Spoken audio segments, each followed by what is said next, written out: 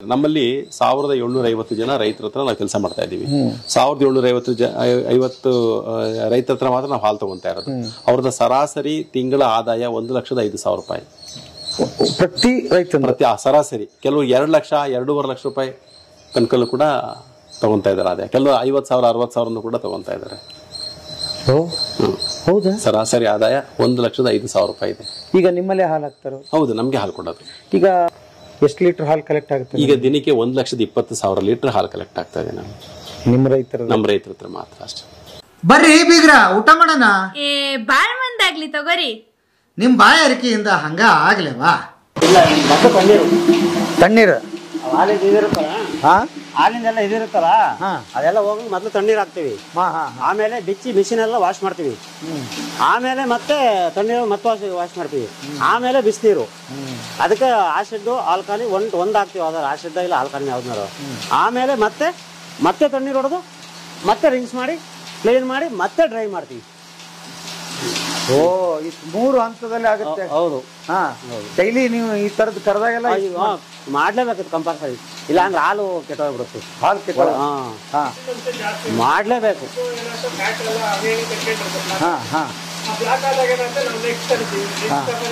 ಇಲ್ಲಿ ಬನ್ನಿ ಸಾಹೇಬ್ರೆ. ಇರ್ಲಿ ಬಹಳ ಚಂದ ಏನೋ ಹೇಳ್ತಾ ಇದ್ರಿ, ಹೇಳಿ. ಅದೇ ಸರ್, ನಾವು ಮಾಡೋದು ಮಾಮೂಲಿ ಇದೀನಿ. ಏನ್ ಮಾಡ್ತೀವಿ ಇದ್ದಾವ್ ಡೈಲಿ ಮಾಡ್ಲೇಬೇಕು. ಒಂದು ಬೇರೆ ಕೆಲಸ ಒಂದು ಬಿಟ್ರುವೆ ಇದನ್ನ ಡ್ಯೂ ಬಿಡಂಗಿಲ್ಲ ನಾವು. ಹಾಲಿಲ್ಲ ಅಂದ್ರೆ ಪೂರ್ತಿ ಕೆಟ್ಟೋಗ್ಬಿಡುತ್ತೆ. ಹಾಲು ಕರೆದ ಹಂತದಲ್ಲಿ ಏನಾಗುತ್ತೆ ಅಂತಂದ್ರೆ, ಹಿಂಗೆ ಕರೆದಾಗ ಆ ವೈರ್ ಹತ್ರನೇ ಆಗಲಿ ಇದ್ರ ಹತ್ರನೇ ಆಗಲಿ ಅಲ್ಲೆಲ್ಲ ಬ್ಲಾಕ್ ಆಗಿರುತ್ತೆ ಹಾಲು. ಸ್ವಲ್ಪನೇ ಇದ್ರೂ ಕೂಡ ಅದು ಮತ್ತೆ ನಾವು ನೆಕ್ಸ್ಟ್ ಹಾಲು ಕರಿ ಈ ಥರ ಕ್ಲೀನಿಂಗ್ ಮಾಡಲಿಲ್ಲ ಅಂದರೆ ಆ ನೆಕ್ಸ್ಟ್ ನಾವು ಹಾಲು ಕರಿತೀವಲ್ಲ, ಅವಾಗ ಏನಾಗುತ್ತೆ ಅಂದರೆ ನಾವು ಅದು ಈ ನೆಕ್ಸ್ಟ್ ಹಾಲು ಕರಿಯೋದ್ರ ಜೊತೆ ಅದು ಮಿಕ್ಸ್ ಆಗುತ್ತೆ. ಆ ಮಿಕ್ಸ್ ಆದಾಗ ಏನಾಗುತ್ತೆ, ಅದು ಅಲ್ಲಿ ಹಾಲು ಹೊಡೆಯೋ ಚಾನ್ಸಸ್ ಇರುತ್ತೆ. ಅದು ಹಾಲು ರಿಜೆಕ್ಟ್ ಆಗ್ಬಿಡುತ್ತೆ. ಆವಾಗ ಅದು ಎಲ್ಲ ಪೂರ್ತಿ ಹಾಲು ನಾವು ತೆಗಿಬೇಕಾಗತ್ತೆ. ಹಂಗಾಗಿ ಏನು ಮಾಡ್ತೀವಿ ಅಂದರೆ, ನಾವು ಫಸ್ಟು ತಣ್ಣೀರಲ್ಲಿ ವಾಶ್ ಮಾಡ್ತೀವಿ. ಅದಾದ ನಂತರ ಬಿಸಿನೀರು ಎಲ್ಲ ಸೋಫಾಯಲ್ಲಿ ತಗೊಂಡು ಎಲ್ಲ ಬಿಚ್ಚಿ ವಾಶ್ ಮಾಡ್ತೀವಿ. ಅದಾದ ನಂತರನೇ ಮತ್ತೆ ಸೋಫಾಯಿಂದ ಕ್ಲೀನಿಂಗ್ ಆದಮೇಲೆ ಬಿಸಿನೀರು, ಮತ್ತೆ ಒನ್ ಟೈಮ್ ಆ ಸೈಡು, ಇಲ್ಲಾಂದರೆ ಒನ್ ಟೈಮ್ ಆಲ್ಕಲಿ, ಎರಡರೊಳಗೊಂದು ಸಂಜೆ ಮತ್ತು ಸಂಜೆ ಬೆಳಗ್ಗೆ ಯಾವುದಾದ್ರೂ ಒಂದು ಮಿಕ್ಸ್ ಮಾಡ್ಕೊಂಡು ಬಿಸಿನೀರಲ್ಲಿ ಮತ್ತೆ ಒಂದು 10 ರಿಂದ 12 ನಿಮಿಷ ರಿನಿಸಿಂಗ್ ಮಾಡ್ತೀವಿ. ಹಿಂಗೆ ರೊಟೇಟ್ ಮಾಡೋದು. ಆ ರೊಟೇಟ್ ಮಾಡಲಿಲ್ಲ ಅಂತಂದರೆ ಏನಾಗುತ್ತೆ ಅಂದರೆ, ಈಗ ನಾವು ಒಂದು ಬಾಟ್ಲಿಲಿ ನೀರು ಹಾಕೊಂಡು ಹಿಂಗೆ ಕುಲುಕಿದ್ರೆ ಏನು ಇರೋ ಗಲೀಜೆಲ್ಲ ಬರುತ್ತೆ, ಅದೇ ರೀತಿ ನಾವು ರೊಟೇಟ್ ಮಾಡಿಸ್ತೀವಿ 10 ರಿಂದ 12 ನಿಮಿಷ. ಅದಾದ ನಂತರ ಅದನ್ನು ವಾಪಸ್ ತೆಗಿತೀವಿ. ಆಮೇಲೆ ಆ ಸೈಡ್ ಕಾಂಟ್ಯಾಕ್ಟ್ ಇದ್ರೂ ಕೂಡ ಹಾಲು ಹೊಡೆಯೋ ಚಾನ್ಸಸ್ ಇರುತ್ತೆ. ಅವಾಗ ಏನು ಮಾಡ್ತೀವಿ ಅಂದರೆ, ಮತ್ತೆ ತಣ್ಣೀರು ಅಥವಾ ಬಿಸಿನೀರು ಎರಡರೊಳಗೊಂದು ಹಾಕೊಂಡು ಮತ್ತೆ ಆವಾಗ 10 ನಿಮಿಷ 12 ನಿಮಿಷ ಮಾಡೋಲ್ಲ, ಆಗ 5 ನಿಮಿಷ ಅಥವಾ 6 ನಿಮಿಷ ರಿನಿಸಿಂಗ್ ಮಾಡ್ತೀವಿ. ಆಮೇಲೆ ಕ್ಲೋಸ್, ಆ ಥರ ಮಾಡ್ತೀವಿ. ವೆಂಕಟೇಶ್ ಅಂತ, ಪ್ರಕಾಶ್. ಇವರು ಸ್ಟಾರ್ಟಿಂಗ್ ಇದೀವಿ ಸರ್. ಅದೇ 13 ವರ್ಷ. ನಾನು 7 ವರ್ಷ ಸರ್. ನಮಗೇನಿಲ್ಲ, ನಮಗೆ ಒಂಥರ ಈ ಕೆಲವರು ಬೇಜಾರು ಮಾಡ್ಕೊತಾರೆ, ನಾವು ದನಿಂಗ್ ಕೆಲಸ, ದನ ಸಗಣಿ ಎತ್ತೋದು, ಇದು ಮಾಡೋದು, ನಾವು ಅಷ್ಟೋದಿದ್ದೀವಿ ಇಷ್ಟೋದಿದ್ದೀವಿ, ನಾವು ಸಗಣಿ ಎತ್ತೋದು ಅಂತಂದರೆ ಬೇಜಾರು ಮಾಡ್ಕೊತಾರೆ. ನಾನು ಕಸ ಕೊಡಿಸ್ಬೇಕಾ, ನಾನು ಸಗಣಿ ಎತ್ಬೇಕಂತ. ನಮ್ಗೇನು ಅನ್ಸಲ್ಲ ಸರ್. ನಮಗೆ ಇದು ದೇವ್ರ ಕೆಲಸ ಅಂದ್ಕೊಂಡು ನಾವು ಮಾಡ್ತಿದ್ದೀವಿ. ಈಗ ಅದನ್ನ ಏನಾದ್ರು ತಿಳ್ಕೊಳ್ಳಿ, ನಮ್ಗೆ ಏನಂದ್ರೆ ದೇವ್ರ ಕೆಲಸ. ಅದನ್ನ ಒಬ್ರು ಹೇಳೋದಕ್ಕಿಂತ ಮೊದಲು ಈ ಕೆಲಸ ಇದ್ರೆ ದನಿ ಹಾಲಿನ ಕೆಲಸ. ನಾವು ದನ ಸಾಕಿಲ್ಲ ಅಂದ್ರೆ ಹಾಲೇ ಬರಲ್ಲ ಸರ್. ಅದನ್ನ ಬೇರೆಯವ್ರು ಹೇಳಂಗೇ ಇಲ್ಲ. ಅದನ್ನ ಇವಿದ್ರೇನೆ ಅವ್ರ ಕೆಲಸ. ಈ ಕೆಲ್ಸಕ್ಕೆ ಬೇಜಾರು ಮಾಡ್ಕೊಳಂಗೇ ಇಲ್ಲ.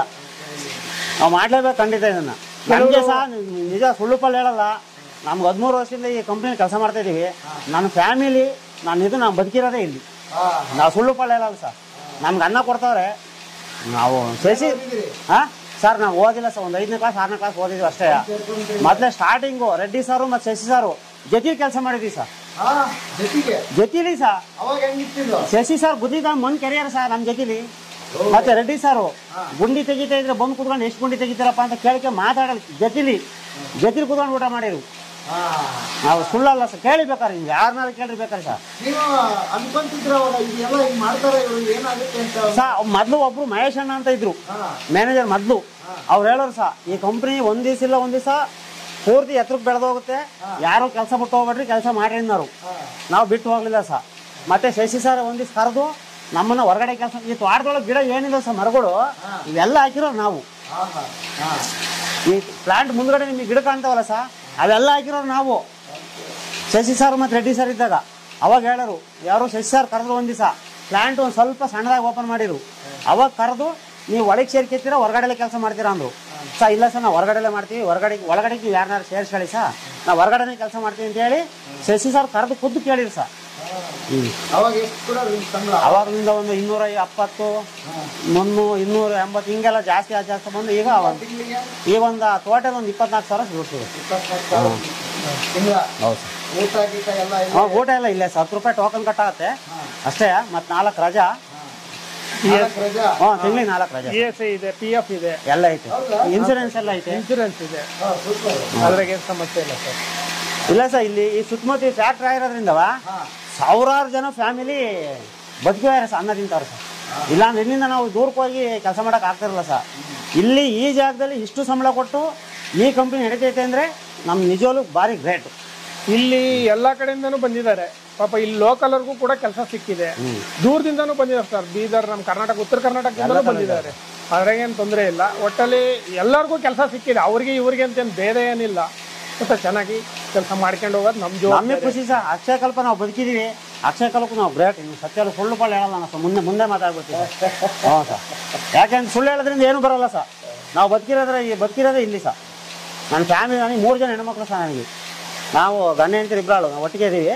3 ಜನ. ನಮ್ಮ ತಂದೆ ತಾಯಿ ಯಾರಿಲ್ಲ, ತೀರೋದ್ರು. ನಮಗೆ ಜಮೀನಿಲ್ಲ ಸರ್, ಒಂದು 20 ಗುಂಟೆ ಜಮೀನು ಮಾತ್ರ ಐತಿ. ನಾನು 3 ಜನ ಮಕ್ಕಳನ್ನ ಒಬ್ಬಳು ಮದುವೆ ಮಾಡಿದ್ದೀನಿ, ಇನ್ನೂ ಇಬ್ಬರಾಳು ಓದ್ತವ್ರೆ. ನನ್ನ ಮಕ್ಕಳನ್ನ, ನಮ್ಮ ಫ್ಯಾಮಿಲಿನ ಸಾಕ್ತಿರೋದು ಇಲ್ಲಿ ಸರ್.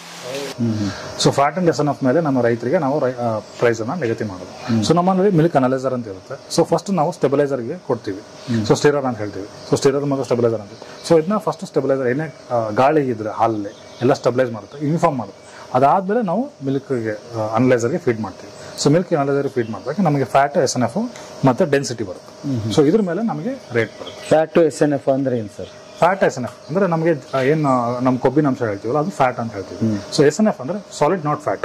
ನಾವು ಪ್ರೋಟೀನು, ಮಿನರಲ್ ಎಲ್ಲ ಬರುತ್ತಲ್ಲ ಅವೆಲ್ಲ SNF ಅಂತ ಬರುತ್ತೆ. ಎಷ್ಟಿದ್ರೆ ಒಳ್ಳೇದು?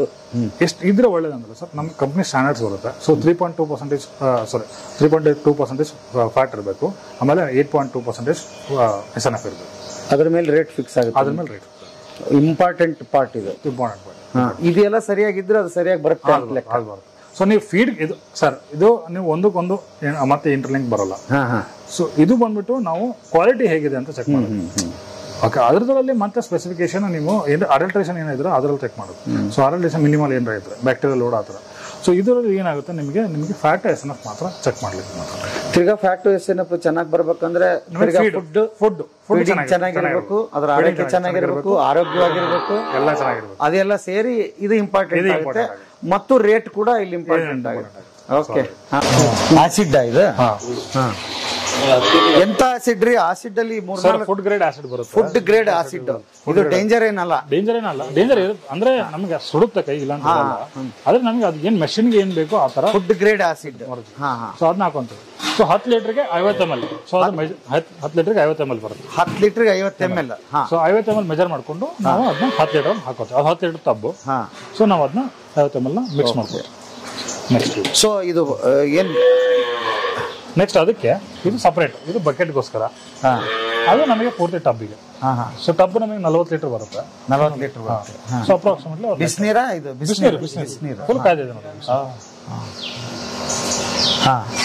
ಸೊ ಅದ್ರಲ್ಲಿ ಆಸಿಡ್ ಅಲ್ಲಿ ಮಿಕ್ಸ್ ಮಾಡ್ತಾರೆ ಆ ಥರ. ಸೊ ಈಗ ತಣ್ಣೀರು ತೊಳೆದಿರಲ್ಲ, ತಣ್ಣೀರು ತೊಳೆದು ಎಲ್ಲ ಮಷೀನ್ ಎಲ್ಲ ತೊಳ್ಕೊಂಡ್ರು. ಈಗ ನೆಕ್ಸ್ಟ್ ನಾವು ಬಿಸಿನೀರನ್ನ ತೊಳಿತಾರೆ. ಈಗ ನೋಡಿ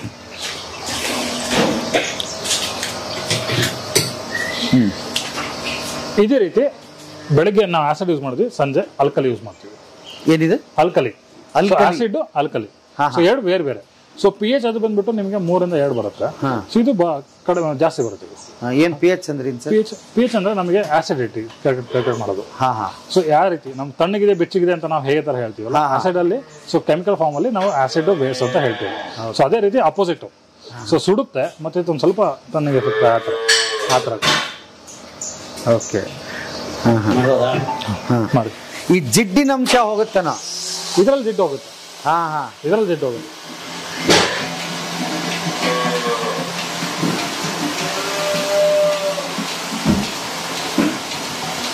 ಸೊ ಇಲ್ಲಿ ನೋಡ್ಬೋದು ನೀವು, ಎಲ್ಲ ರನ್ ಆಗ್ತದೆ. ಎಲ್ಲ ಬಿಸಿನೀರು, ಪೂರ್ತಿ ಬಿಸಿನೀರು ರನ್ ಆಗ್ತಾರೆ ಅದು. ಮಾಡ್ತಾ ಇರೋದು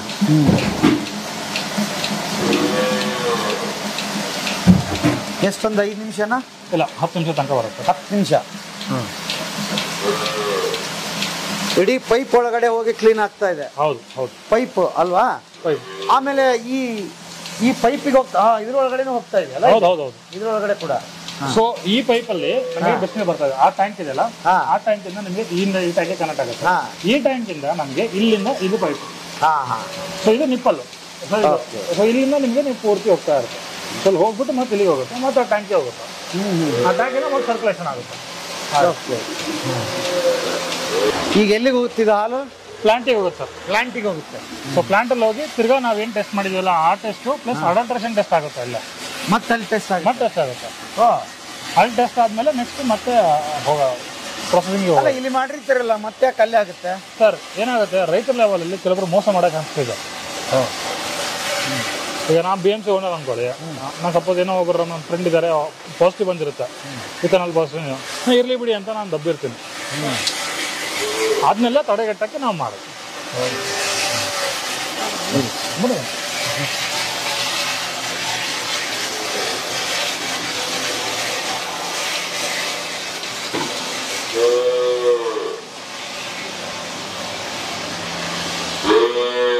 ಸರ್ ಜಸ್ಟ್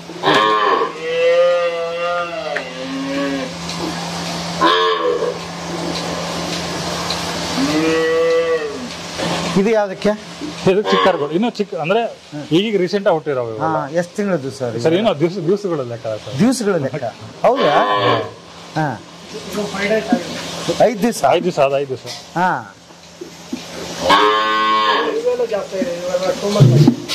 2 ತಿಂಗಳು. ಹಾ ಹಾ. ಹಂಗ ಒಂದ್ ಕರು ನಾವು ಹುಟ್ಟುತ್ತಲ್ಲ ಅವಾಗ ವೆಯ್ಟ್ ಮಾಡ್ತೀವಿ. ಅದು ಮಿನಿಮಮ್ 10 kg, ಒಂದ್ 30 kg ಇತ್ತು ಅಂದ್ರೆ 3 ಲೀಟ್ರ್, 10 kgಗೆ 1 ಲೀಟರ್ ತರ 3 ಲೀಟರ್ ಕೊಡ್ತೀವಿ ಸರ್. ಹಾ, ಹಿಂಗೆ ಎಷ್ಟು ದಿವಸ ಕುಡಿಸ್ತೀರಿ ಸರ್? 3 ತಿಂಗಳವರೆಗೂ 3 ತಿಂಗಳವರೆಗೆ. ಹಾ. ಈಗ ಇದು 3 ತಿಂಗಳು ಆಗಿದೆಯಾ ಇದಕ್ಕೆ? ಇಲ್ಲ ಸರ್, ಇಲ್ಲ, ಇನ್ನ ಒಂದು 2 ಮಂತ್ಸ್ ಆಗಿದೆ. 2 ಮಂತ್ಸ್ ಆಗೋವರೆಗೂ ಸೇಮ್ ಹಾಲು ಅದಕ್ಕೆ ಕುಡಿಯಕ್ ಬರಲ್ಲ ಅಂತ ಹಂಗೆ ಕುಡಿಸ್ತಾ ಇದೀವಿ. ಹೌದು ಸರ್. ಇದು ಈಗ ರೀಸೆಂಟ್ ಆಗಿ ಹುಟ್ಟಿರುತ್ತಲ್ಲ, ಕುಡಿಯಕ್ ಬರಲ್ಲ. ಒಂದು 5-6 ದಿವಸ ಆಮೇಲೆ ಅದು ಸೆಟ್ ಆದ್ಮೇಲೆ ಮತ್ತೆ ನಾವು ಇದೇ ತರ ಬಕೆಟ್ ಅಲ್ಲೇ ಫೀಡ್ ಮಾಡ್ತೀವಿ. ಇಟ್ಬಿಟ್ರೆ ಸಾಕು ಸರ್, ಅದು ಕುಡಿದು ಬಿಡುತ್ತೆ. ಹಂತ ಹಂತವಾಗಿ ನಾವು ಹಾಲನ್ನ 1 ತಿಂಗಳಿಗೆ ಆಯ್ತು ಅಂದ್ಮೇಲೆ ಅದು ಹಂತ ಹಂತವಾಗಿ ಕಮ್ಮಿ ಮಾಡ್ತಾ ಹೋಗ್ತೀವಿ. ಅವಾಗ ಯಾಕೆಂದ್ರೆ ಅದು ಜಾಸ್ತಿ ಆದಾಗ ಫುಡ್ ಇಕ್ತೀವಿ, ಅದು ಫುಡ್ ತಿನ್ನಕ್ ಪಾಠ ಆಗ್ಬೇಕು. ಹಂಗಾಗಿ ಏನ್ ಮಾಡ್ತೀವಿ ಅಂದ್ರೆ ಅವಾಗ ಈಗ 3 ಲೀಟರ್ ಕುಡಿಸ್ತಾ ಇದೀವಿ ಅಂದ್ರೆ ಈಗ 1 ತಿಂಗಳಾದ ನಂತರ 2 ಲೀಟರ್ ಕೊಡ್ತೀವಿ. ಇನ್ನ ಒಂದು ಅರ್ಧ ಲೀಟರ್ ಈ ತರ ಕಮ್ಮಿ ಮಾಡ್ತಾ ಹೋಗ್ತೀವಿ ಸರ್. ಇವಾಗ ಗಿಣ್ಣದ ಹಾಲು ಕುಡಿಸ್ತಾ ಇದೀರಿ ಅದಕ್ಕೆ ಸರ್?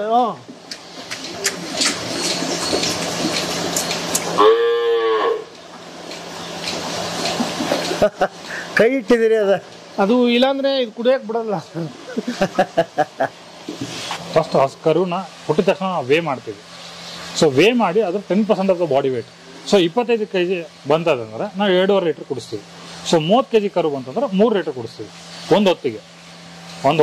ಸೊ ಟೋಟಲಾಗಿ 6 ಲೀಟರ್ ಕುಡಿಸ್ತೀವಿ, ಇಲ್ಲ 5 ಲೀಟರ್ ಕುಡಿಸ್ತೀವಿ. So depend on the weight, ಎಷ್ಟು ವೇಟ್ ಇದೆ ಅದನ್ನು 10% ಕ್ಯಾಲ್ಕುಲೇಟ್ ಮಾಡಿಬಿಟ್ಟು ನಾವು ಮಾಡ್ತೀವಿ.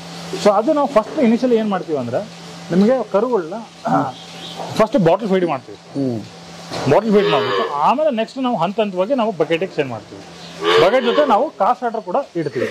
ಇದು ಕಾಸ್ಟ್ ಸ್ಟಾರ್ಟರ್ ನಮ್ಗೆ ಏನೇನು ಸರ್? ಸೊ ನಮಗೆ ಮೆಕ್ಕೆಜೋಳ, ನಮಗೆ ಶೇಂಗಾ ಹಿಂಡಿ, ಕಡಲೆ ಬೀಜ ಹಿಂಡಿ, ಆಮೇಲೆ ನಮಗೆ ಮಿನರಲ್ ಮಿಕ್ಸರ್ ಅಂತ ಬರುತ್ತೆ, ಆಮೇಲೆ ನಮಗೆ ಬೆಲ್ಲ, ಉಪ್ಪು. ಆ ಮಿನರಲ್ ಮಿಕ್ಸರ್ ಎಲ್ಲಿ ಸಿಗುತ್ತೆ ಅದು? ಸರ್ ಎಲ್ಲ ಅಂಗಡಿಗಳು ಸಿಗುತ್ತೆ. ಸೊ ವೆಟರ್ನರಿ ಶಾಪ್ ಅಲ್ಲಿ ಹೋದ್ರೆ, ಸೊ ಮೆಡಿಕಲ್ ಶಾಪ್ ಅಲ್ಲಿ ಹೋದ್ರೆ ಸಿಗುತ್ತೆ ನಮಗೆ. ಸೊ ಅದನ್ನೆಲ್ಲ ಮಿಕ್ಸ್ ಮಾಡ್ಕೊಂಡು ನಾವು ಅದನ್ನ ಕರುಗಳಿಗೆ ಇಡ್ತೀವಿ. ಎಷ್ಟು ಪ್ರಮಾಣ ಏನಂತ ಸರ್? ನಾವು ಡೈಲಿ ನಾವು ಹೆಂಗಂದ್ರೆ ಇದು ನಾವು 500 ಗ್ರಾಮ್ 500 ಗ್ರಾಮ್ ಇಡ್ತೀವಿ ಫಸ್ಟ್ ಇನಿಷಿಯಲ್ ಆಗಿ. ಸೊ ಕ್ರಮೇಣ ಜಾಸ್ತಿ ಮಾಡ್ಕೊಂಡು ಹೋಗ್ತೀವಿ, ಹಾಲು ಕಮ್ಮಿ ಮಾಡ್ಕೊಂಡು ಹೋಗ್ತೀವಿ, ಕ್ರಮೇಣ ಇದನ್ನ ಜಾಸ್ತಿ ಮಾಡ್ಕೊಂಡು ಹೋಗ್ತೀವಿ. ಓಕೆ. ಇದು ಒಂಥರ ಮಿಲೆಟ್ ನಾವೇನ್ ಮಕ್ಕಳಿಗೆ ಕುಡಿಸ್ತೀವಲ್ಲ ಹಂಗೆ ಆ ತರದ್ದು. ಸೊ ಆಮೇಲೆ ಇದ್ರಲ್ಲಿ ಏನಾಗುತ್ತೆ ಅಂದ್ರೆ ನಮ್ಗೆ ಅಡ್ವಾಂಟೇಜ್, ಸೊ ಕರು ಹೊಟ್ಟೆ ಬೆಳವಣಿಗೆ ಆಗುತ್ತೆ, ಹೊಟ್ಟೆ ಬೆಳವಣಿಗೆ ಆಗುತ್ತೆ. ಸೊ ಕರು ನಾ ಹೇಳ್ದಂಗೆ ಬರೀ ಹಾಲು ಜೀರ್ಣ ಮಾಡೋ ಶಕ್ತಿ ಮಾತ್ರ ಇರುತ್ತೆ, ನಾವು ಮೇವು ಜೀರ್ಣ ಮಾಡೋ ಶಕ್ತಿ ಇರಲ್ಲ. ಅದಕ್ಕೆ ನಾವು ಕ್ರಮೇಣವಾಗಿ ನಾವು ಹಾಲನ್ನ ಕಮ್ಮಿ ಮಾಡ್ಕೊಂಡು ಹೋಗ್ತೀವಿ. ಇದನ್ನ ನಾವೇನು ಕಾಫ್ ಸ್ಟಾರ್ಟರ್ ಅಂತ ಹೇಳ್ತೀವಲ್ಲ ಅದನ್ನ ಕ್ರಮೇಣವಾಗಿ ಜಾಸ್ತಿ ಅದನ್ನ ಎಷ್ಟು ದಿವಸ ಕೊಡ್ತೀರಿ? ಸೊ ಅದನ್ನ 3 ತಿಂಗಳ ತನಕ. ಅದನ್ನು 3 ತಿಂಗಳ ತನಕ. ಸೊ 3 ತಿಂಗಳ ಆದ್ಮೇಲೆ ನಾವು ನೆಕ್ಸ್ಟ್ ಅದನ್ನ ಮೇವು ಕೂಡ ಶುರು ಮಾಡ್ತೀವಿ. ಇದು 3 ತಿಂಗಳ ತನಕ ಇದನ್ನ ಎಷ್ಟು ಟೈಮ್ ಕೊಡ್ತೀರಿ? ಸೊ ಡೈಲಿ 8 ಟೈಮ್, ಬೆಳಗ್ಗೆ ಸಂಜೆ ಬೆಳಗ್ಗೆ ಸಂಜೆ. ಬೆಳಗ್ಗೆ ಸಂಜೆ. ನಮ್ಗೆ ಕರು ಮೇಲೆ ಗೊತ್ತಾಗುತ್ತೆ. ಈ ಕರು ನಾವು ನೋಡ್ಕೊಂಡು ಅದನ್ನ ಕೂಡ ನಾವು ಒಂದು ಸ್ವಲ್ಪ ಚೇಂಜ್ ಮಾಡ್ಕೊಂತ ಇರ್ತೀವಿ. ಸೊ ಕರು ಬೆಳವಣಿಗೆ ಚೆನ್ನಾಗ್ತಿದೆ ಅಂತ ಹೇಳಿದ್ರೆ ಇನ್ನೂ ಬೇಕಂತ ಕೇಳಿ ಗೊತ್ತಾಗುತ್ತೆ. ಸೊ ಒಂದು ಸ್ವಲ್ಪ ಜಾಸ್ತಿ ಆಗ್ತಾ ಇರ್ತೀವಿ. ಆ ರೀತಿ ನೋಡ್ಕೊಂಡು ಹೆಚ್ಚು ಕಮ್ಮಿ ಮಾಡ್ಕೊಂತ ಸರ್, ಹಸು ಕರು ಹಾಕಿದಾಗ ಈಗ ಬಾಣಂತಿಯರಿಗೆ ನಾವು ಹೆಂಗ್ ನೋಡ್ಕೋತೀವಿ ಆ ಥರದ್ದು ಏನೋ ಪ್ರೊಸೀಜರ್ ಇರುತ್ತೆ ಅದಕ್ಕೆ? ಹೌದು, ನಾನು ಹೇಳ್ದಂಗಲ್ಲ ಡಯಟ್ ಬಹಳ ಇಂಪಾರ್ಟೆಂಟ್ ಹಸುಗಳಲ್ಲಿ. ಸೊ ನಾವು 25 ದಿವಸ ಮುಂಚೆ ಕರು ಹಾಕೋಕ್ಕಿಂತ ಆಮೇಲೆ 25 ದಿವಸ ಆದ್ಮೇಲೆ ಬಾಣಂತನ ಮಾಡ್ತೀವಿ. ಹೆಂಗ್ ಮಾಡ್ತೀರಿ? ಸೊ ಅದಕ್ಕೆ ಸಪ್ರೇಟ್ ಆಗಿ ಅದು ಪೆನ್ಸ್ ಇರುತ್ತೆ. ಸೊ ಅದನ್ನ ಸಪ್ರೇಟ್ ಆಗಿ ಇಟ್ಬಿಟ್ಟು ಅಲ್ಲೇ ಸಪ್ರೇಟ್ ಕರು ಹಾಕಕ್ಕೆ ಏನೇನ್ ಬರುತ್ತೆ ಅಂದ್ರೆ ಅಲ್ಲಿ ಹಾಕ್ತಿವಿ. ಸೊ ಅದಕ್ಕೆ ಸಪ್ರೇಟ್ ಡಯಟ್ ಇರುತ್ತೆ. ಸೊ ಅದಕ್ಕೆ ನಮ್ಗೆ ಏನ್ ಬೇಕೋ ಸಾಲ್ಟ್ ಕಂಟೆಂಟ್ ಎಲ್ಲ ಕಮ್ಮಿ ಕೊಟ್ಕೊಂಡು ನಮಗೆ ಜಾಸ್ತಿ ಸ್ವಲ್ಪ ಪ್ರೋಟೀನ್ ರಿಚ್ ಇರುವಂತ ಮೆಟೀರಿಯಲ್ ಎಲ್ಲ ಕೊಟ್ಕೊಂಡು ಸೊ ನಾವು ಅದನ್ನ ಸಪ್ರೇಟ್ ಆಗಿ ಬಾಣಂತನ ಮಾಡ್ತೀವಿ. ಸೊ ಅದಕ್ಕೆ ಸಪ್ರೇಟ್ ಮಾಡಲೇಬೇಕು. ಇಲ್ಲಾಂದ್ರೆ ನಮ್ಗೆ ಏನಾಗುತ್ತೆ, ನಮಗೆ ಅದು ನೆಕ್ಸ್ಟ್ ಕರಾವಿಗೆ ಎಫೆಕ್ಟ್ ಆಗುತ್ತೆ. ಇಲ್ಲಾಂದ್ರೆ ನಮಗೆ ವರ್ಷದ ಒಂದು ಕರು ನಾವು ಸಿಗಲ್ಲ. ಸೊ ಈಗ ನಾವು ಸರಿಯಾದ ಪೋಷಣೆಗಳು ಕೊಡ್ಲಿಲ್ಲ ಅಂದ್ರೆ ಅದು ಬಹಳ ಕ್ರೂಷಿಯಲ್ ಸ್ಟೇಜ್ ಕರು ಹಾಕಿದ್ಮೇಲೆ. ಸೊ ಅವಾಗ ಬಹಳ ನ್ಯೂಟ್ರಿಯನ್ಸ್ ಎಲ್ಲ ವಿಡ್ರಾ ಆಗುತ್ತೆ. ಯಾಕಂದ್ರೆ ಕೊಲೆಸ್ಟ್ರಾಲ್ ಮಿಲ್ಕ್ ಬಹಳ ರಿಚ್ ಇರುತ್ತೆ, ಎಲ್ಲ ವೈಟಮಿನ್ಸ್ ಮಿನರಲ್ಸ್ ಎಲ್ಲ ಜಾಸ್ತಿ ಇರುತ್ತೆ. ಸೊ ಅವೆಲ್ಲ ಕರುಗೆ ಹೋಗ್ಬಿಡುತ್ತೆ. ಸೊ ಅವಾಗ ಕರು ಹಸು ವೀಕ್ ಆಗೋ ಸಾಧ್ಯತೆಗಳು ಜಾಸ್ತಿ ಇರ್ತವೆ. ಸೊ ಅದಕ್ಕೆ ಅದ್ರ ತಕ್ಕನಂಗೆ ಪೋಷಣೆಗಳು ಕೊಡಬೇಕು. ಅವಾಗ ಕೊಟ್ಟಾಗ ನಮಗೆ ಎಲ್ಲ ಹಸುಗಳೆಲ್ಲ ನಮಗೆ ಹೆಲ್ದಿ ಆಗಿರುತ್ತೆ. ಸೊ ನೀವೆಲ್ಲ ನೋಡ್ಬೋದು, ಅದು ಬಡಕಲಾಗಿರೋ ಹಸುಗಳು ಕಾಣಲ್ಲ ಆಮೇಲೆ. ಅದ್ಭುತವಾಗಿದೆ ಬಿಡ್ರಿ. ಸೊ ಅದಕ್ಕೆ ನಮ್ಮ ಪೋಷಣೆ ಬಹಳ ಇಂಪಾರ್ಟೆಂಟ್. ಓಕೆ, ಹಸು ಕರು ಒಟ್ಟಿಗೆ ಬಿಡ್ತೀರಾ ಇಲ್ವಾ? ಇಲ್ಲ ಸರ್, ಇಲ್ಲ. ಯಾಕಂದ್ರೆ ಕರು ಬಿಟ್ಟಾಗ ಏನಾಗುತ್ತೆ ನಮಗೆ ಗೊತ್ತಾಗಲ್ಲ ಸರ್. ಕರು ಆಗ ಹೇಳ್ದಂಗೆ ಕರು ಎಷ್ಟು ಹಾಲು ಕುಡಿಯುತ್ತೆ ಈಗ ನಮ್ಗೆ ಗೊತ್ತು ಎಷ್ಟು ಇಷ್ಟು ಲೀಟರ್ ಹಾಲು ಕೊಟ್ಟರೆ ಎಷ್ಟು ಬೆಳೆಯುತ್ತೆ ಅಂತ. ಸೊ ನಮ್ಮ ಒಂದು ಸರಾಸರಿ ನಮ್ಗೆ ಏನಿಲ್ಲ ಅಂದ್ರೆ ಅರ್ಧ ಕೆಜಿ ಬೆಳಿಬೇಕು. ಕರು ಒಂದು ದಿವಸಕ್ಕೆ ಅರ್ಧ ಕೆಜಿ ಬೆಳಿಬೇಕು. ಬೆಳವಣಿಗೆ ಆದರೆ ಆ ಥರ ಚೆನ್ನಾಗಿ ಅದರ ಜೆನೆಟಿಕ್ ಕೆಪಾಸಿಟಿ ಮತ್ತು ಆಪ್ಟಿಮಲ್ ಕೆಪಾಸಿಟಿ ಏನು ಹೇಳ್ತೀವಲ್ಲ ಅರ್ಧ ಕೆಜಿ ತನಕ ಬರುತ್ತೆ. ಸೊ ಅರ್ಧ ಕೆಜಿ ತನಕ ನಾವು ಬೆಳವಣಿಗೆ ಮಾಡಿಸ್ಬೇಕಾಗ್ತದೆ. ಮಾಡಿಸಿದ್ರೆ ಮಾತ್ರ ನಮಗೆ ಬೆಳವಣಿಗೆ ರೈತರಿಗೆ ಲಾಭ ಆಗುತ್ತೆ. ಇಲ್ಲಾಂದ್ರೆ ನಮ್ಗೆ ಲಾಭ ಆಗಲ್ಲ. ಇಲ್ಲಾಂದ್ರೆ ನಮ್ಗೆ ಪೋಷಣೆಗಳು ಕೊಡಲಿಲ್ಲ ಅಂದ್ರೆ 3 ವರ್ಷ 4 ವರ್ಷ ತಗೊಳುತ್ತೆ. ಅದು ಮೆಚುರಿಟಿ ತಗೊಳುತ್ತೆ ನಾವು ಕರು ಹಾಕ್ಸಕ್ಕೆ. ಸೊ ನಾವು 2 ವರ್ಷದಲ್ಲೇ 1.5 ವರ್ಷ 2 ವರ್ಷದಲ್ಲಿ ನಮ್ಗೆ ಕರು ಹಾಕ್ಸಕ್ಕೆ. ಅಂದ್ರೆ ಅವು ಇದು ಸೇರೋದು ಯಾವಾಗ? ಸೇರೋದಾದ್ಮೇಲೆನಾ? ಇಲ್ಲ ಹುಟ್ಟಿದಾವೆ. ಸೇರಿದಾಗ ಅಷ್ಟೇ, ಅದಾದ್ಮೇಲೆ ಬೇರೆ ಬೇರೆ ಆಗುತ್ತೆ ಸರ್. ಇಟ್ಸ್ ನಾವು ಎಮೋಷನ್ ಅಂತ ನೋಡ್ಬಾರ್ದು ಸರ್. ಯಾಕಂದ್ರೆ ನಾವು ಅದನ್ನ ಬೆಳವಣಿಗೆ ಮಾಡಿಸ್ಬೇಕಾಗುತ್ತೆ. ಗೊತ್ತಾಗಲ್ಲ ನಮಗೆ ಅದು ಎಷ್ಟು ಕುಡಿಯುತ್ತೆ ಏನೋ ಅಂತ ಆ ಥರ. ಕೂಗೋದಕ್ಕೆ ಅದು ಏನು ಮಾಡಲ್ವಾ ಅದು ತಾಯಿನ ನೋಡಿದಾಗ ಅಥವಾ ತಾಯಿ ಕರು? ಹಾಗೇನೆ ಎಮೋಷನಲಿ ಅಟ್ಯಾಚ್ಮೆಂಟ್ ಕಂಡಿಲ್ಲ ನಾವು ನೋಡಿದಂಗೆ. ಇರುತ್ತೆ, ಇಲ್ಲ ಅಂತಿಲ್ಲ, ಬಟ್ ಕಮ್ಮಿ ಪ್ರಮಾಣ. ಸೊ ಸಪ್ರೇಟ್ ಮಾಡಿದ ತಕ್ಷಣ ನಮ್ಗೆ ಗೊತ್ತಾಗುತ್ತೆ. ಇವೆಲ್ಲ ಬೇರೆ ಬೇರೆ ಅಂತ ಮಾಡಿದಿರಿ? ಸೊ ಕರುಗಳಿಗೆ ಬೇರೆ ಬರುತ್ತೆ. ಸೊ ನಿಮಗೆ ಆಮೇಲೆ ಪಡ್ಡೆಗಳು ಬರುತ್ತೆ. ಸೊ 3 ತಿಂಗಳಿಂದ 6 ತಿಂಗಳು ಬೇರೆ ಬರುತ್ತೆ. ಸೊ 6 ತಿಂಗಳಿಂದ ಎಲ್ಲ ಹಂಗಿದ್ದಾವ. ಸೊ ಇವೆಲ್ಲ ನಿಮಗೆ ಕರುಗಳು 3 ತಿಂಗಳು ಒಳಗಡೆ ಇರೋ ಕರುಗಳು. ಈ 3 ತಿಂಗಳು ಒಳಗಡೆ ಕರುಗಳು. ಈಗ ನಾನು ಒಂದೊಂದೇ ನಿಯಮಗಳನ್ನ ಅಕ್ಷಯಕಲ್ಪದಲ್ಲಿ ನಾವು ಯಾವ ರೀತಿ ತರಬೇತಿ ಕೊಡ್ತಾ ಇದೀವಿ ಅಂತ ಹೇಳ್ತಾ ಹೋಗ್ತೀನಿ. ಹೇಗೆ ನಾವು ನಿಯಮಗಳನ್ನ ನಾವು ಅವರಿಗೆ ತಿಳಿಸ್ಕೊಡ್ತಾ ಇರ್ತೀವಿ. ಮೊದಲನೇದಾಗಿ ಗುಣಮಟ್ಟದ ಹಾಲು ಅಂತಂದ್ರೆ ಅದರಲ್ಲಿ ಯಾವುದೇ ರೀತಿಯಾದ ಕಲಬೆರಕೆ ಇರಕೂಡದು, ಅದರಲ್ಲಿ ಆಂಟಿಬಯೋಟಿಕ್ ಅಂಶ ಇರಕೂಡದು, ಅದರಲ್ಲಿ ಬ್ಯಾಕ್ಟೀರಿಯಾಗಳ ಸಂಖ್ಯೆ ಹೆಚ್ಚು ಇರಕೂಡದು. ಸೊ ಈ ತರದನ್ನೆಲ್ಲ ನಿಯಮಗಳನ್ನ ಪಾಲಿಸಬೇಕು. ಆಮೇಲೆ ಅದಕ್ಕೆ ಏನು ಒಂದು FSSAI ಸ್ಟ್ಯಾಂಡರ್ಡ್ ಪ್ರಕಾರ ಫ್ಯಾಟು ಮತ್ತೆ SNF ಇರ್ತಕ್ಕಂಥದ್ದು ಕಡ್ಡಾಯ. ಸೊ ಇದನ್ನೆಲ್ಲ ಮೇಂಟೈನ್ ಮಾಡಬೇಕು ಅಂದ್ರೆ ಮೊದಲನೇದಾಗಿ ಅವನು ಗ್ರೂಪಿಂಗ್ ಮಾಡ್ಕೋಬೇಕು ಹಸುಗಳನ್ನ. ಅಂದ್ರೆ ಅವನಲ್ಲಿ 10 ಹಸುಗಳಿದೆ ಅಂತಂದ್ರೆ 7 ಹಸು HF ಇರಬೇಕು, 3 ಹಸು ಜೆರ್ಸಿ ಇರಬೇಕು. ಆ HF ಹಸುಗಳಲ್ಲಿ ಇಳುವರಿ ಜಾಸ್ತಿ ಬರುತ್ತೆ, ಅದು ಇಂಪಾರ್ಟೆಂಟ್. ಇಳುವರಿ ಬೇಕು ಅವನಿಗೆ, ಇಳುವರಿ ಜಾಸ್ತಿ ಬರುತ್ತೆ. ಜೆರ್ಸಿ ಹಸುನಲ್ಲಿ ಫ್ಯಾಟು ಮತ್ತೆ SNF ಜಾಸ್ತಿ ಬರುತ್ತೆ. ಸೊ ಅವೆರಡನ್ನು ಹೊಂದಾಣಿಕೆ ಮಾಡಿದಾಗ ಅವನಿಗೆ ಏನು ರೆಕಮೆಂಡೆಡ್ ಫ್ಯಾಟು ಮತ್ತೆ SNF ಇರುತ್ತೆ ಅದು ಅವನಿಗೆ ಸಿಗ್ತಾ ಹೋಗುತ್ತೆ, ಬೆಲೆನೂ ಸಿಗುತ್ತೆ ಅವನಿಗೆ, ಹಾಲು ಕೂಡ ಇಳುವರಿನೂ ಕೂಡ ಜಾಸ್ತಿ ಇರುತ್ತೆ. ಅದನ್ನ ಮಾಡ್ಕೋಬೇಕು ಅವನು. ಎರಡನೇದಾಗಿ ಇನ್ನೊಂದೇನಪ್ಪಾ ಅಂತಂದ್ರೆ ಅವನ 7-10 ಹಸುಗಳಲ್ಲಿ ಎಲ್ಲವುದು ಕೂಡ ಒಂದೇ ಹಂತದಲ್ಲಿ ಇರಬಾರ್ದು, ಒಂದೇ ಹಂತದಲ್ಲಿ ಇರ್ಕೂಡುದು. ಈಗ ಕರು ಹಾಕಿ ಮೊದಲ 3 ತಿಂಗಳು ಇಳುವರಿ ಜಾಸ್ತಿ ಇರುತ್ತೆ. ಆ ಮೊದಲನೇ 3 ಇಳುವರಿ ಜಾಸ್ತಿ ಇದ್ದಾಗ ಏನಾಗುತ್ತೆ ಅಂದ್ರೆ ಫ್ಯಾಟು SNF ಕಮ್ಮಿ ಇರುತ್ತೆ. ಎಲ್ಲದು ಒಂದೇ ಹಂತದಲ್ಲಿ ಇದ್ದಾಗ ಫ್ಯಾಟು SNF ಕಮ್ಮಿ ಆಗುತ್ತೆ, ಅವನಿಗೆ ಬೆಲೆ ಸಿಗಲ್ಲ ಮಾರ್ಕೆಟ್ ಅಲ್ಲಿ. ಓಕೆ, ಇದು ಒಂದು ಎಕರೆನಲ್ಲಿ ವಿವಿಧ ಬೆಳೆ ಬೆಳೆದಂಗೆ ಡೈವರ್ಸಿಟಿ ಅನ್ನೋದು ಎಲ್ಲಾ ಕಡೆ ಅಪ್ಲೈ ಆಗ್ಬೇಕು. ವೈವಿಧ್ಯತೆ ಅನ್ನೋದು ಎಲ್ಲ ಕಡೆನೂ ಇರಬೇಕು. ಹಾಗೇನೆ 10 ಹಸುಗಳಲ್ಲಿ 3 ಹಸು ಮಾತ್ರ ಡ್ರೈ ಆಗಿರ್ಬೇಕು ಅವನಿಗೆ. ಇನ್ 7 ಹಸುಗಳು ಹಾಲು ಕೊಡ್ತಾ ಇರಬೇಕು. ಆ 7 ಹಸು ಕೂಡ ವಿವಿಧ ಹಂತದಲ್ಲಿ ಇರಬೇಕು. 3 ಹಸು ಮೊದಲನೇ ಹಂತದಲ್ಲಿದ್ರೆ ಇನ್ನ 3 ಹಸುನೋ 4 ಹಸುನೋ ಅದು 2ನೇ ಹಂತದಲ್ಲೋ 3ನೇ ಹಂತದಲ್ಲೋ ಇರಬೇಕು. ಸೊ ಅವಾಗ ಏನಾಗುತ್ತೆ, ಈ ಡ್ರೈ ಆಗಿರ್ತಕ್ಕಂಥ ಹಸು ಮೊದಲನೇ ಹಂತಕ್ಕೆ ಬಂದಾಗ ಇನ್ 3 ಹಸು ಅಲ್ಲಿಗೆ ಹೋಗುತ್ತೆ. ಹಾಗಾದ್ರೆ ತರೋ ಮುಂದೆನೆ ಈ ಪ್ಲಾನ್ ಮಾಡ್ಬೇಕಾ? ಏನಿಲ್ಲ, ಅವನು ಪ್ರತಿ 3 ತಿಂಗಳು ಅವನು ಹಸು ಆಕ್ಚುಲಿ ತರಬಾರದು ಅಂತ ನಾವ್ ಹೇಳ್ತೀವಿ. ತರಬಾರ್ದು, ಅವನು ಮನೆಯಲ್ಲೇ ಹುಟ್ಟಬೇಕದು ಅಂತ ಅಂದ್ಬಿಟ್ಟು ಅಂತ ಪ್ರಾರಂಭದಲ್ಲಿ ತರಲೇಬೇಕಾಗುತ್ತೆ. ಆ ತರ್ತಕ್ಕಂಥ ಸಂದರ್ಭದಲ್ಲಿ 10 ಹಸುಗಳು ಒಂದೇ ಸತಿ ತರಬಾರ್ದು. 3 ಹಸು ತಂದ್ರೆ ಇನ್ 3 ತಿಂಗಳು ಬಿಟ್ಟು ಇನ್ 3 ಹಸು ತರಬೇಕು ಅವನು. ಅದ್ರ ನಂತರ ಇನ್ 3 ಹಸು ತರಬೇಕು ಅವನು. ಯಾಕೆಂದ್ರೆ ಸಾಮಾನ್ಯ ಹಸುಗಳನ್ನ ಯಾವ ಹಂತದಲ್ಲಿ ತರ್ತೀವಿ, ಕರು ಹಾಕಿರ್ಬೇಕು, ಇಲ್ಲ ಈ ಕರು ಹಾಕೋದಕ್ಕೆ ಇನ್ನೊಂದು ವಾರ ಇದೆ ಅಂತ ಅನ್ಬೇಕು, ಅಂತ ಹಸುಗಳನ್ನ ತರದ್ ನಾವು. ಎಲ್ಲದನ್ನು ಒಂದೇ ಹಂತದಲ್ಲಿ ತಂದ್ಬಿಟ್ರೆ ಅದು ಒಂದೇ ಹಂತದಲ್ಲಿ ಎಲ್ಲ ಒಂದೇ ಸತಿ ಹಾಲು ಕೊಟ್ಬಿಡುತ್ತೆ. ಸೊ ಮೊದಲನೇ 3 ತಿಂಗಳು ಅವನಿಗೆ ದುಡ್ಡು ಸಾಕಷ್ಟು ಲಾಭದಲ್ಲಿ ಇರ್ತಾನೆ. ಆಮೇಲೆ ನಂತರ ಏನಾಗುತ್ತೆ ಅಂದ್ರೆ ಹಾಲಿ ಇಳುವರಿ ಕಮ್ಮಿ ಆಗ್ತಾ ಬರುತ್ತೆ. ಎಲ್ಲಾದ್ರು ಒಂದೇ ಸತಿ ಡ್ರೈ ಆದಾಗ ಅವನಿಗೆ ಅದನ್ನ ನಿರ್ವಹಣೆ ಮಾಡೋದು ಕಷ್ಟ ಆಗೋಗ್ಬಿಡುತ್ತೆ. ಅವಾಗ ಎಲ್ಲರಿಗೂ ಹೇಳ್ಕೊಂಡ್ ಬರ್ತೇನೆ, ಡೈರಿ ಲಾಸ್ ಯಾರು ಮಾಡಕ್ ಹೋಗ್ಬಿಟ್ರಿ, ನನ್ನ ಮನೆ ಹಾಳು ಮಾಡ್ಕೊಂಡ್ಬಿಟ್ರಿ. ಆಯ್ತಾ? ಮೊದಲನೇ 3 ತಿಂಗಳು ಬಂದಂತ ದುಡ್ಡಲ್ಲಿ ಅವ್ನ ಕಮಿಟ್ಮೆಂಟ್ಗಳು ಏನೇನ್ ಬೇಕು, ದುಡ್ಡು ಯಾವಾಗ ಕೈ ಆಡುತ್ತೆ ಮನುಷ್ಯನಿಗೆ, ಚೀಟಿಗಳು ಹಾಕೊಳ್ಳೋದಂತೆ, ಈ ಬೇರೆ ಬೇರೆ EMIಗಳು ಸ್ಟಾರ್ಟ್ ಆಗುತ್ತೆ, ಎಲ್ಲದಕ್ಕೂ ಕೂಡ ಅವ್ನು ಕಮಿಟ್ ಆಗ್ಬಿಡ್ತಾನೆ. ಕೊನೆ ಹಂತದಲ್ಲಿ ಅವನಿಗೆ ಅದನ್ನ ನಿರ್ವಹಣೆ ಮಾಡೋದೇ ಕಷ್ಟ ಆಗುತ್ತೆ. ಅವಾಗ ಏನಾಗುತ್ತೆ, ಹಸುಗಳನ್ನೆಲ್ಲ ಮಾರ್ಬಿಟ್ಟು ತೀರಿದ್ರೆ ಸಾಲ ತೀರಿಸ್ಬಿಟ್ಟು, ಇಲ್ಲಾಂದ್ರೆ ಸಾಲ ಒಂದಿಷ್ಟು ತಲೆ ಮೇಲೆ ಹೊತ್ಕೊಂಡು ಡೈರಿ ಲಾಸ್ ಅಂತ ಹೇಳಕ್ಕೆ ಶುರು ಮಾಡ್ತಾನೆ. ಸೊ ಹಂಗಾಗ್ಬಾರ್ದು ಅಂತಂದ್ರೆ ಸರಾಸರಿ ಆದಾಯ ಇರ್ಬೇಕು ಅವನಿಗೆ. ಪ್ರತಿ ತಿಂಗಳು ಒಂದೇ ತರದ ಆದಾಯ ಸಿಗ್ಬೇಕು ಅವನಿಗೆ. ಆ ತರ ಮಾಡ್ಕೊಂಡ್ರೆ ಮಾತ್ರ ಲಾಭದಾಯಕ. ಜೊತೆ ಗುಣಮಟ್ಟದಲ್ಲೂ ಕೂಡ ಅದೇನಾಗುತ್ತೆ ಅಂತಂದ್ರೆ ಅರ್ಲಿ ಲ್ಯಾಕ್ಟೇಷನ್ ಅಥವಾ ಪ್ರಾರಂಭಕ್ಕ ಏನು ಹಾಲು ಕೊಡ್ತಕ್ಕಂಥ ಹಂತ ಇರುತ್ತಲ್ವಾ, ಆ ಹಂತದಲ್ಲಿ ಇಳುವರಿ ಜಾಸ್ತಿ ಇರುತ್ತೆ, ಫ್ಯಾಟಿ SNF ಕಮ್ಮಿ ಇರುತ್ತೆ. ಆದ್ರೆ ಕೊನೆ ಹಂತದಲ್ಲಿ ಫ್ಯಾಟಿ SNF ಜಾಸ್ತಿ ಇರುತ್ತೆ, ಇಳುವರಿ ಕಮ್ಮಿ ಆಗಿರುತ್ತೆ. ಅವಾಗ ಎಲ್ಲ ಹಾಲು ಮಿಕ್ಸ್ ಆಗುತ್ತೆ. ಆ ಮಿಕ್ಸ್ ಆದಾಗ ಆ ಗುಣಮಟ್ಟವನ್ನ ಕಾಪಾಡ್ಕೋಬಹುದು. ಸೊ ಈ ರೀತಿನಲ್ಲಿ ಯಾಕೆ ಸರ್ ಹೆಚ್ಚು ಕಡಿಮೆ ಆಗುತ್ತೆ? ನಾನು ಆಹಾರ ಸೇಮ್ ಕೊಡ್ತಾ ಇರ್ತೀನಿ. ಇಲ್ಲ, ಅದ್ರ ದೇಹದಲ್ಲಿ ಆಗ್ತಕ್ಕಂಥ ವ್ಯತ್ಯಾಸ ಅದು ದೇಹದಲ್ಲಿನೇ ಮಿನರಲ್ಸ್ ನ ರಿಲೀಸ್ ಮಾಡೋದಕ್ಕೆ ಶುರು ಮಾಡುತ್ತೆ. ಹಾಲು ಗಟ್ಟಿ ಆಗ್ತಾ ಬರುತ್ತೆ, ಫ್ಯಾಟ್ ಅಂಶ ಜಾಸ್ತಿ ಆಗ್ತಾ ಬರುತ್ತೆ. ಪ್ರಾರಂಭದಲ್ಲಿ ಹಾಲು ಇಳುವರಿ ಜಾಸ್ತಿ ಕೊಟ್ಟಾಗ ಏನಾಗುತ್ತೆ ಅಂತ ಅದರಲ್ಲಿ ಫ್ಯಾಟು ಮತ್ತೆ SNF ಅಂಶ, ಅಂದ್ರೆ SNF ಅಂತಂದ್ರೆ ಸಾಲಿಡ್ ನಾಟ್ ಫ್ಯಾಟ್ ಅಂತ, ಆಯ್ತಾ? ಅಂದ್ರೆ ಕೊಬ್ಬು ಅಲ್ದಲ್ಲೇ ಇರತಕ್ಕಂಥ ಘನ ಪದಾರ್ಥ ಅದು. ಸೊ ಅವೆಲ್ಲದೂ ಕೂಡ ಜಾಸ್ತಿ ಆಗುತ್ತೆ, ಪ್ರಾರಂಭದಲ್ಲಿ ಇರೋದಿಲ್ಲ. ಸೊ ಅವೆರಡು ಮಿಕ್ಸ್ ಆಗ್ಬೇಕು, ಎಲ್ಲದೂ ಒಂದೇ ಹಂತದಲ್ಲಿ ಇರಬಾರ್ದು ಅವನಿಗೆ. ನನಗೆ ಒಂದಿಷ್ಟು ಪ್ರಶ್ನೆಗಳಿದೆ ಸರ್. ಈಗ ನಮ್ ಕಡೆ ಎಮ್ಮಿ ಸಾಕಾಣಿಕೆ ಒಂದ್ ಕಡೆ ಇದೆ, ಒಂದೊಂದು ಒಂದೊಂದ್ ತಳಿ ಒಂದೊಂದ್ ಕಡೆ ಇದೆ ಸರ್. ನೀವೀಗ ಜರ್ಸಿ ತಗೊಂಡ್ ಬರ್ರಿ ಅಂತ ಹೇಳ್ತೀರಿ, ಬೇರೆ ಬೇರೆ ತಳಿಗಳಿದೆ. ಎಲ್ಲಾ ಭಾಗಕ್ಕೂ ಅಪ್ಲೈ ಆಗುತ್ತಾ ಇದು? ಇಲ್ಲ ಇಲ್ಲ, ಇದು ನೋಡಿ, ಈ ಬೆಲ್ಟ್ ಇದು ತಿಪ್ಟೂರು, ತುಮಕೂರು, ಹಾಸನ, ಈ ಒಂದು ದಕ್ಷಿಣ ಒಳನಾಡು ಅಂತ ನಾವು ಏನ್ ಹೇಳ್ತೀವಿ, ಇದೆಲ್ಲ ಹಸುಗಳು ಬೆಲ್ಟ್. ಇಲ್ಲಿ ಹಸುಗಳು ಹೊಂದ್ಕೊಳ್ಳುತ್ತವೆ, ಈ ವಾತಾವರಣಕ್ಕೆ ಚೆನ್ನಾಗಿ ಬರುತ್ತೆ. ಅದಕ್ಕೋಸ್ಕರ ನಾವು ಇಲ್ಲಿ ಹಸುಗಳ ಮೇಲೆ ಜಾಸ್ತಿ ಕೆಲಸ ಮಾಡಿದೀವಿ. ಇಲ್ಲಿ ಇವಾಗ ನಮ್ಮ ಇನ್ನೊಂದು ಯೂನಿಟ್ ಹೈದರಾಬಾದ್ ಶಾದ್ ನಗರ್ ಅಲ್ಲಿ ಅಲ್ಲೊಂದು ಇದ್ ಮಾಡ್ತಾ ಇದೀವಿ. ಸೊ ಅಲ್ಲಿ ನಾವು ಎಮ್ಮೆ ಮೇಲೆ ಪ್ರಯೋಗಗಳನ್ನ ಮಾಡ್ತಾ ಇದೀವಿ. ಎಮ್ಮೆನಲ್ಲಿ ಎಲ್ಲದೂ ಸರಿ, ಎಮ್ಮೆ ಹಾಲು ಗುಣಮಟ್ಟ ಎಲ್ಲದೂ ಚೆನ್ನಾಗಿರುತ್ತೆ, ಅದ್ರಲ್ಲಿ ಫ್ಯಾಟು ಅಂಶ ಅಂತೂ ಅದ್ಭುತವಾಗಿರುತ್ತೆ. ಆದ್ರೆ ಸಮಸ್ಯೆ ಏನಾಗಿದೆ ಅಂತಂದ್ರೆ ಎಮ್ಮೆನಲ್ಲಿ ನಾವು ಹೈಜೀನ್ ಮೇಂಟೈನ್ ಮಾಡಕ್ಕಾಗಲ್ಲ. ಅದನ್ನ ಮಿಷನ್ ಅಲ್ಲಿ ಕರೆಯೋದು ಸ್ವಲ್ಪ ಕಷ್ಟ ಸಾಧ್ಯ ಆಗಲ್ಲ ಅಂತ ನಾನು ಹೇಳೋದು. ಈಗಾಗಲೇ ನಾವು ಅಚೀವ್ ಮಾಡಿದೀವಿ ಅದನ್ನ. ಸೊ ಅದನ್ನ ಸ್ವಲ್ಪ ಕಷ್ಟ ಸಾಧ್ಯ. ಸೊ ಅದನ್ನು ಕೂಡ ನಾವು ಕೈಯಲ್ಲಿ ಮುಟ್ಟದಲ್ಲೇ ಹಾಲು ಕರಿತಕ್ಕಂಥ ವ್ಯವಸ್ಥೆ ಬರ್ಬೇಕದ್ರಲ್ಲಿ.